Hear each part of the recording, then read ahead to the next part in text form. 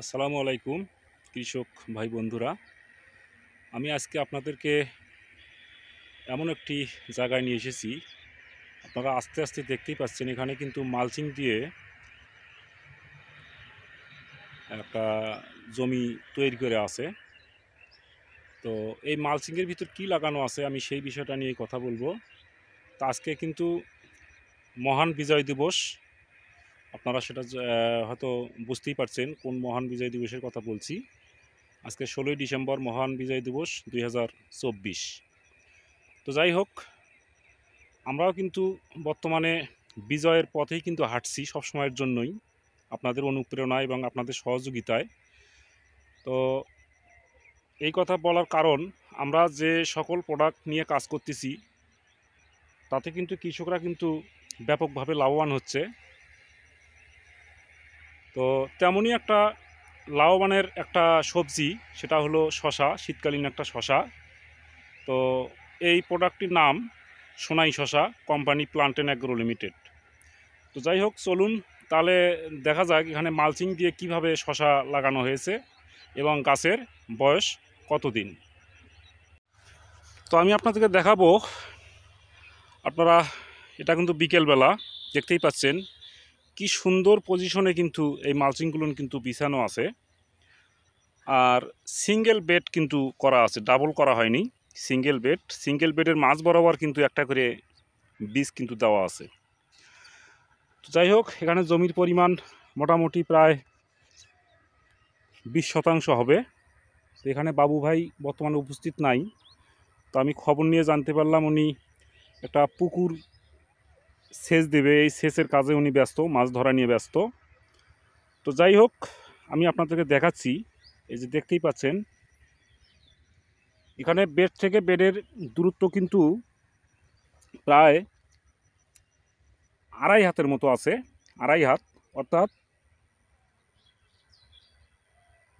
36-42 ইঞ্চি এখানে কিন্তু বেড থেকে বেডের দূরত্ব দেওয়া আছে।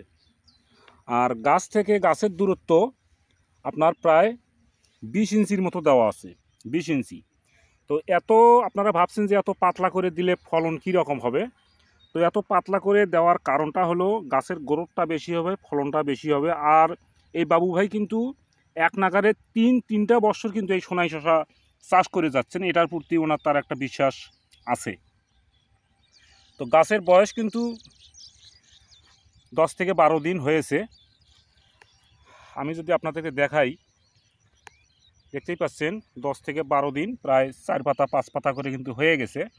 তো এই সোনাই শশাটা কিন্তু 38 থেকে 40 দিনেই কিন্তু আপনার প্রথম হারভেস্ট করানোর একটা ব্যবস্থা করে থাকে।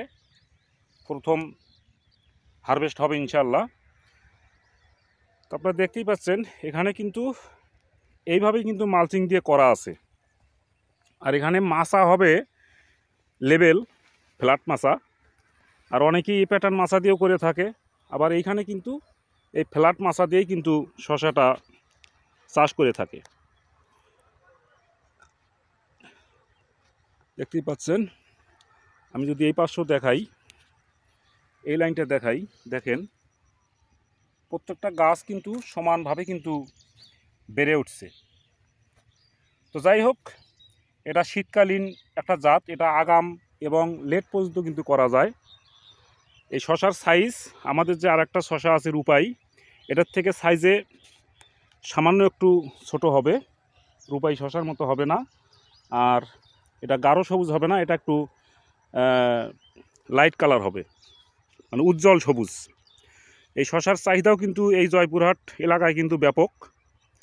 এর আগে কিন্তু এই বাবু ভাই 10% জমি থেকে প্রায় 1,40,000 টাকা কিন্তু বিক্রি করেছেন। তো যার কারণে ওনার এই সোনাই শশার উপরে কিন্তু একটা ভরসা আছে। তো আপনারা দেখলেন, আমি নিয়মিত আপডেট দিতে থাকব, আপনারা আমাদের সঙ্গেই থাকবেন। তোকে আসসালামু আলাইকুম।